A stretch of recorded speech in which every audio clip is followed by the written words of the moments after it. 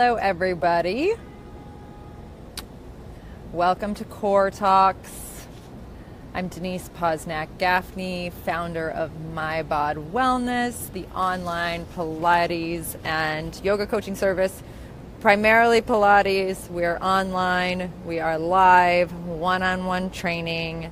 If you don't know anything about us, check us out at www.mybodwellness.com. So, I am here with you today. It is Tuesday, so we're talking. And my focus today, my focus in July is on doing enough. Not doing enough, but valuing enough, the concept of enough when you are trying to get well. So, I'll just say this one more time, keep driving this home. When we don't value what we are doing and we don't think it's enough, we aren't going to be encouraged or motivated to actually keep going. So we really need that internal approval in order for us to get on track and stay on track with our wellness goals and our health. So one of my topics, I have so much I've written about this, I'm so excited about it actually, is something that has come up over the years of me being a dancer. I spent a lot of time forcing my body to do things it didn't really want to do. And I consequently have suffered a lot of injury. A lot of back injury, knee injuries, neck injuries. I basically have been, as a dancer, I was in a lot of pain because I didn't really know how to stay within my own parameters, the safest place for me. I didn't have the confidence to do that. I was afraid that if I didn't push and didn't work so hard that I would actually, I would be, I'm going to hold this, it's going to fall over. If I didn't work hard and I didn't push, that I wouldn't get the part or the role, or I wouldn't be considered a good dancer. But it wasn't until I learned how to really just drop into my body and drop into what is best for me that I actually ended up starting to dance with more fluidity and with ease. And dance classes were not hard for me anymore. They were very stressful. I mean, they were fun, of course, but they were stressful, and there was anxiety about whether or not I could do it right. And then my brain would get confused and scared, and I wouldn't be able to remember combinations. And I had anxiety about dancing in front of other people. I mean, it was challenging when I put that pressure on myself. But the moment I took it off, I could dance I could walk into any class, whatever level it was, and feel like, you know what, I'm going to do this at my level, and I'm okay with that, and I'm going to be where I am today. And I was able to take any class without fear. Now, when it comes to fitness classes, we have, there are a lot of extreme types of fitness. I was talking with a friend of mine about this boot camp class that she used to go to, where the teachers would yell at you for not picking up the heaviest weight, would ask you to push the treadmills up to the highest level possible. And I see this a lot living in New York City, and just in fitness, the fitness world in general, we see a lot of these types of classes that really push you to your limits. And you know what? People love that. And that's awesome. That's great. It's good for whoever that's good for. But I want to speak to you. If you are somebody who doesn't love that, and I want to give you some feedback on how to be able to take these classes where the push is happening with a sense of autonomy and a sense of confidence and empowerment to take the class at your level in the way that you want to take it. Okay? So, the first thing I want to do today is I want to break down what happens in this type of class. So I'm talking about, let's say, a boot camp class, or maybe a high intensity workout HIIT class, or even a bar class. I went to Physique 57 for the first time this past weekend. It was very intense. A spin class. I go to SoulCycle. I love SoulCycle. It is very intense, but I know how to take the class in the right way for me. So what happens in these classes that can be sort of problematic? That's also sort of what makes them great, but what can make them a problem. So the first thing that happens is that it is a class, right? So you were taught in school to obey the rules. So when you are in a group, you are taught that you're not allowed to do your own thing. Really, the education programs that we grew up in public schools, if we went to public school, even private schools, there is a structure to a classroom, and the idea is that the students behave. You do what the teacher tells you. We all have this in us, whether it's our parents telling us what to do or our teachers telling us what to do. We listen to authority. That's what we've learned how to do. So that's the first setup that happens. And that actually is important in a class. Let's say you're moving across, you're dancing in a class, you're taking a Zumba class. You kind of have to do what the teacher says to do, because if you don't, people are going to run into you and it's going to disrupt other people in the class. Same thing with the spin class. In SoulCycle, they have a philosophy that if you're not going to keep up and do what the teacher says, don't be in the front row, because you're leading the pack, and it is a pack mentality, and that's fine. It does affect other people if you just do your own thing. Okay? So the school it's good to follow your instructor in that way, but I'm going to give you some tips for how to get around that if you need to. Okay? The second thing that happens in those high intensity classes and that kind of workout that is so physically challenging and mentally challenging is that there is an adrenaline rush. And a lot of us are adrenaline junkies. It feels good. It's so exciting. We like that feeling. It's a fear feeling. It's fight or flight. Am I going to be able to do this? Or am I going to have to run and hide? Most of the time we choose to fight rather than leave the class. And in fact, it's pretty hard to leave the class. And when we are put on the spot, there is an adrenaline. Can I do this? I don't know that, I can stay in here in this hot yoga class. And there's a sense, again, of adrenaline, or an adrenaline is produced. The cortisol levels are rising because it's a hard situation. It's a scary situation. And that produces something that some of us are addicted to. So adrenaline is produced. That's one great thing about these classes that can be detrimental. Another thing that happens, of course, is after a big workout, you've put your body through pain, you've worked hard, you've done things you didn't think you could do, you're sweating, you're tired, there is a high. There tends to be a high. Now, whether or not that's from endorphins, there's some recent research that everybody calls it an endorphin high, and in fact, some scientists would say endorphins actually can't pass the blood-brain barrier, so it's not really endorphins, but whether it's serotonin or whatever is released hormonally that gives you that happiness, that gives you that high, that definitely happens after a big workout. And we look for that. And so we listen to our teacher because we're looking for that. We work harder, we're going to feel better. Then we have the day after the post-workout, next day soreness. Feeling sore. So many of us love that feeling. Why do we love that feeling? We love to feel sore because, I did something. It shows us that we did something. It reminds us that we worked hard. And for some reason, we have been taught that feeling sore and feeling that pain means we did something good. Okay? It could mean that.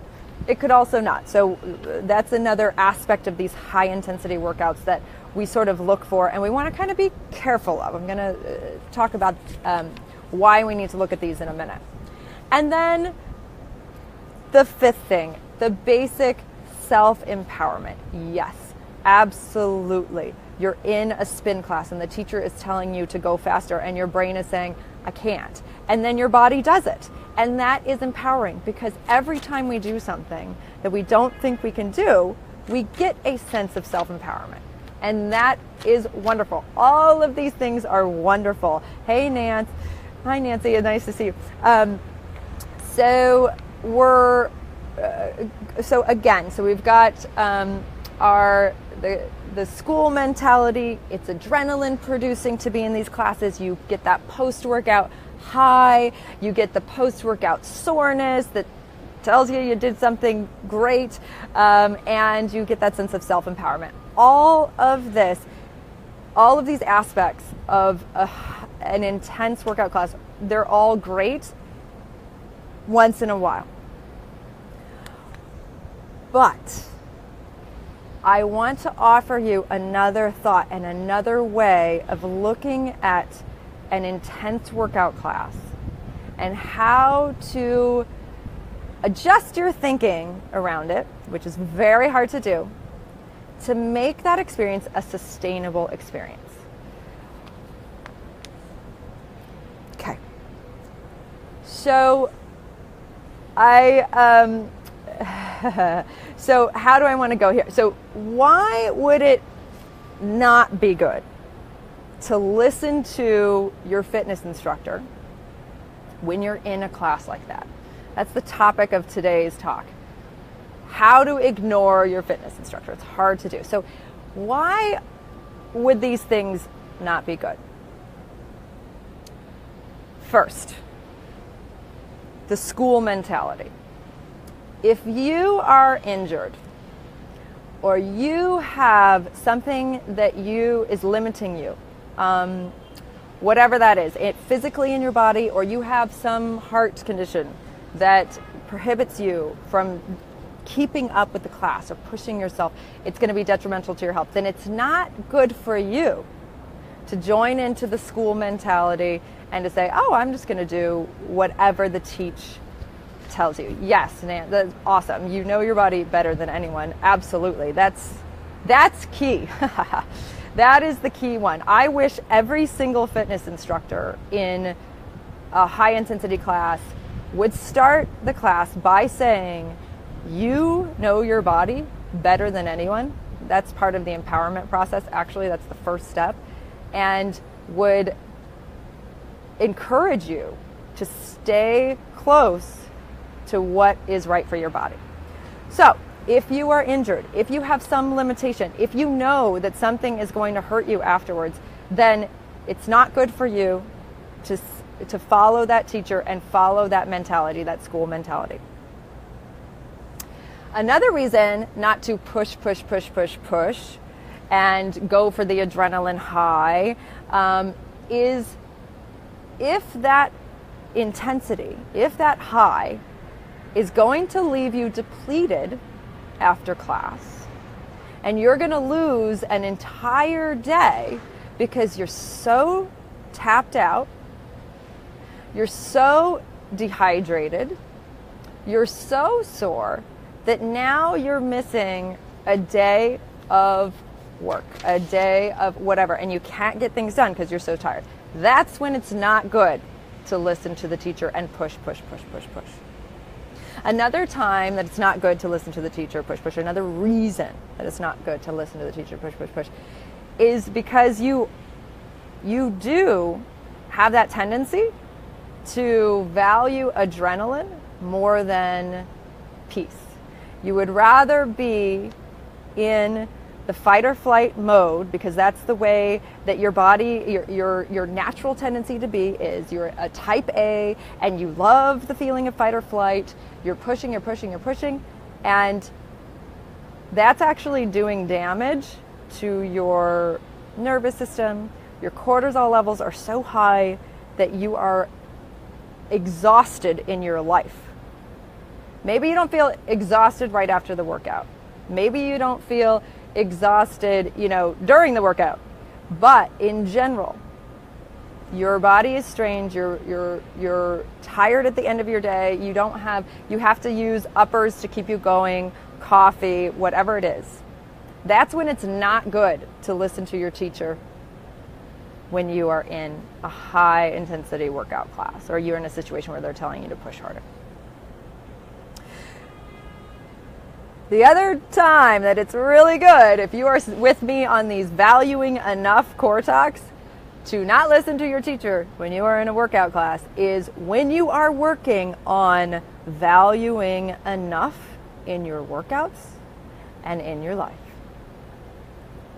If you're doing that with me right now and you are working on self-approval, then when you are in your fitness class, your spin class, or your bar class, and you are working at the level that you have decided is good for you, but your teacher says to you, more, push harder, you can do more, you can push it to the edge, come on, you can go faster, you can lift your leg higher, and they call you out, if you're working on valuing enough and self-approval, that is a great time to ignore your teacher, which is so hard to do. Settle in to your efforts, trust your efforts, and stay with your path and not listen to them. And that is going to help you be sustainable in these classes. That's going to help you go back to the class and build your strength over time. So how do you get that strength to ignore your teacher? First, you recognize all of the peer pressure that's going on, the pressure of the group. There is pressure coming at you from the people next to you. Oh, I need to, or you think there is. That's something that plays into that. Recognize that. Second, recognize that there's pressure coming from the teacher. In general, the teacher, of course, wants you to do what they've asked you to do. I know as a Pilates teacher, I want my students to do what I've asked them to do. And if they're not doing it because they're scared, that's one thing. But if they're not doing it because they're empowered and they have to work at their level, I respect that 100%. So, first, you have to recognize everything that's going on, and you have to detach yourself from that and decide that you're going to go your own path, and that's very hard to do. The second thing you might want to do, or the second thing that I advise you doing, if you can, is go up to the teacher at the beginning of class. Let's say you have an injury and you know you're not going to be able to do a burpee or whatever it is in class, or you're working on, staying in alignment and concentrating on form versus concentrating on keeping up. Let your teacher know before class, just so it's understood, I'm not going to be working at full force today. I need to take it down a notch. Is there a place in the room I should be in order not to disrupt the class? Because letting your teacher know is a second step to learning how to ignore your teacher. Letting them know about your limitations if it's an injury or if it's just you needing to slow down. And then also the third step is finding a place in the class where you can be. Maybe it's in the back corner. If you're in a spin class, a lot of times it's you can easily adjust your routine by lowering, without disrupting somebody else. So being in the second row or third row or whatever it is, whatever you feel like you're not going to be a distraction, that's a smart move as well. And let's see, I think actually those were the 4 things that I wanted to address in terms of how to ignore your instructor. It's a term I'm using. It's not really. It's better to say have your selective listening when you're in these classes. So I don't know. There's 4 people here. Can't see who's here. I wish I could see. Whoa. I don't know. You're not coming up. But hello, everybody who was here or who's trying to get on. So I just want to go over those one more time. In order to be successful at taking a class at your own pace, you have to first recognize all of the pressure that's at play and all of your temptations to get that adrenaline rush or have this workout high. And then you have to step back, value your own path, and listen to your inner voice quietly. And ask yourself, as the teacher's telling you to take it up a notch, if that's right for you. And then you have to have the confidence to say yes or no, and then stick with the no. Maybe you have to modify. Maybe you have to do something different. And you have to have that confidence to ignore the peer pressure, ignore everybody else. Again, going into steps 2 and 3, which are tell your teacher if you're going to do that. Let them know beforehand you need to work at your own pace, and find a place in the room that you're not going to disrupt anybody else. So I want to just give you a little bit of, I just want to address the emotional high again, and talk about the difference between that and the feeling you get from working in alignment at your level. And this really relates to Pilates, because Pilates is a practice that Joseph Pilates did not believe in soreness at all. Joseph Pilates also did not believe that you should do an exercise without being in proper form. Joseph Pilates did not believe in a class mentality, because every single body is so different that you can't possibly lead a class that's going to address everybody's needs and that's going to be right for everybody in there. Now, I'm not 100% in that vein. I think it's about setting up the structure of individualized working within the class structure. So I think that's very important. So let's say, what does it feel like, okay, to not, again, stay in alignment with yourself?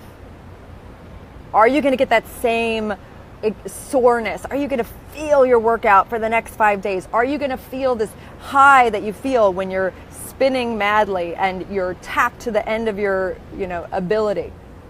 Okay. No, you're not going to get that same exact feeling, because you're not doing that.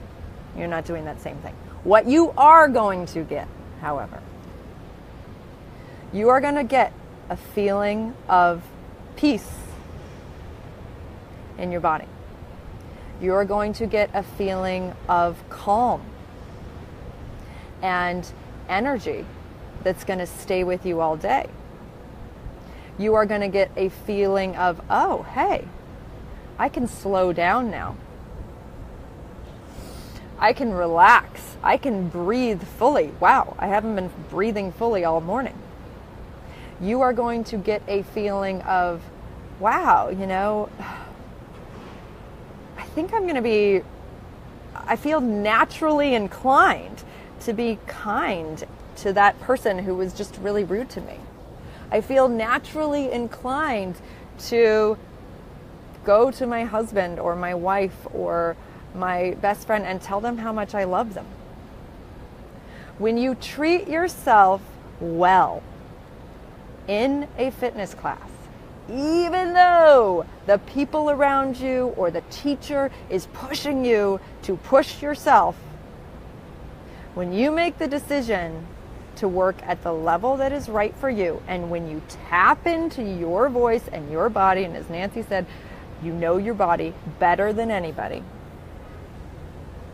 then you will get the result of feeling a sense of peacefulness, loving kindness, good, positive, gentle, sweet, kind emotions, feelings that will stay with you. And then you will want to go back to that class, because you know it's not going to tap you out. You know it's going to help you. It's going to feel good. And then you will want to add on to your efforts.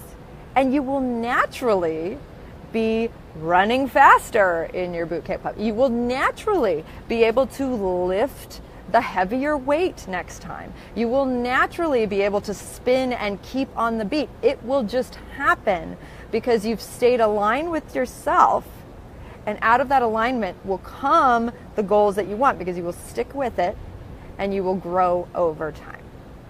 And that was also Joseph Pilates' philosophy, or what I've experienced with Pilates. You don't feel sore after a workout, and you think you're going to. You don't feel tapped out. You feel energized. And over time, you get stronger than you ever could have imagined was possible. And it happens without you pushing too hard. Yes, you concentrate and you work very hard, but it's the right kind of hard. I'm not saying that Pilates is the only way to do that. There's definitely the right kind of hard in every class. So that's my topic today. Like I said, I'm very passionate about this idea. I really want to encourage you to value enough when you're in a class and test it. Go to a challenging class, let the teacher know, and then work at your level. And don't be afraid of what anyone else thinks. Do you, and you will feel better, and you will feel empowered. You will get all of those things you were seeking out of listening to someone else, but you'll find them in yourself and for yourself. All right, thank you, everybody. I would love any comments below on what you think about this, what your experience has been with this, with extreme fitness classes and or Pilates with a different, yoga fits into the same sort of restorative, slow and steady, very gentle, kind to your body theme most of the time. So have a great Tuesday, and I will see you on Friday. We're going to do a workout dealing with this kind of theme. And thanks again. See you soon. Share this if you feel inclined. You can always follow the posts as well. Okay, awesome. See you later. Bye.